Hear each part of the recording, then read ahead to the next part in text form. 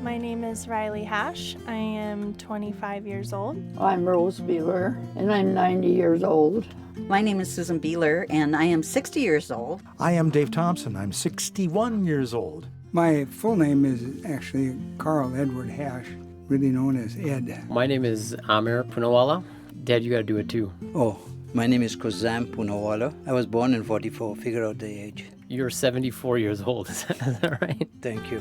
My name is Paige Simmers. I'm Joshua Simmers. I'm 24 years old. I am 36 years old. I'm basically 81 years old. And what's today's date? Today's date is July 7th, 2018. Today's date is June 28th. It's July 6th, 2018. Today's date, July 6, 2018. We're in Bismarck. We are in Bismarck, North Dakota. We're in Bismarck, North Dakota, but we are from Mandan, North Dakota.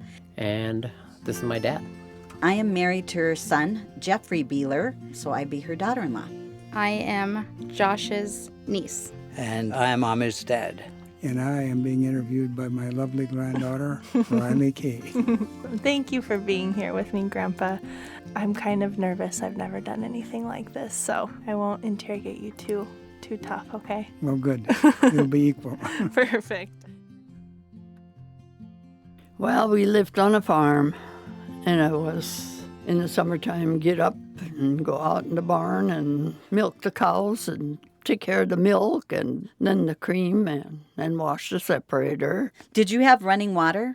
We have running water on the farm, but it was us running for the water and Bringing back. the buckets. So we had a well down the hill. I would say maybe a fourth of a block from the house. That's where we had to go get our water. And then my dad had made a kind of a sled or whatever, and then he put a barrel on it, and we'd go down and pump it full of water, and then he'd hook a horse to it and pull it up the hill, and that's what we used for doing laundry and for taking baths and stuff. That was a lot of work. Yeah, it was. When I first came to this country, fate completely escaped me. I mean, I was drinking, smoking pot. But then as you grow old, as I got married, especially when I got married, and the reason I changed it was because I wanted to set a good example for my kids. I just was so happy in my life when you were born. It was one of the happiest moments in my life, that I finally have people to care for, people to come home to after a hard day's work. So I said, I must thank God for that,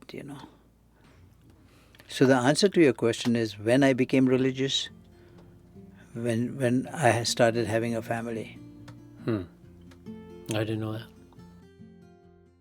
Okay, can we go back to July 2nd, 1981? Walked into the station.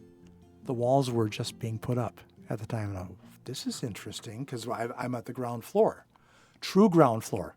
The goal was to get on the air on September 1st, 1981. CPB, the Corporation for Public Broadcasting, kept telling my boss, you'll never make it. And my boss was bound and determined to make it on September 1st. Of course, then we go ahead to September 1, 1981. We're going on the air at 5:27 a.m. It was my job to turn on the transmitter. I pushed the wrong button. But I pushed it so early, I pushed it out at 10 after 5. So engineer got in a truck and drove down to St. Anthony, pushed the right button, got us on the air. We were on the air at 5:28. Against all odds, we got it on the air pretty much on time.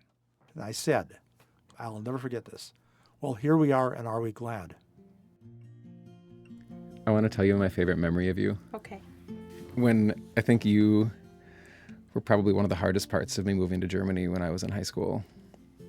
And I remember thinking about how much you would change when I was gone. And I came back and I was really jet lagged, and it was the afternoon and I was taking a nap in Papa and Grandma's bed. And I remember looking over, and there you were standing up against the wall, waiting for me to wake up. And you were like, 4 years old? And you were just waiting so patiently and so quietly for me to wake up. And when I did wake up and I looked over and I saw you, I remember I didn't want to come and hug you right away because I just wanted to hold that moment in my heart. I just wanted to stop time. I wanted a place with you I could always come back to. And I feel like I do sometimes. Well, have I told you this? Yes. And I like hearing it every single time. I'm glad you like that story. Were you ever scared as a parent? Like, am I doing this right? Am I doing this wrong? Or did it just feel natural? Oh, I don't think natural would be the right word. The situations that happen in life, and you have to try to anticipate some problems and be able to work through other disagreements and situations that happen that you don't have any control over.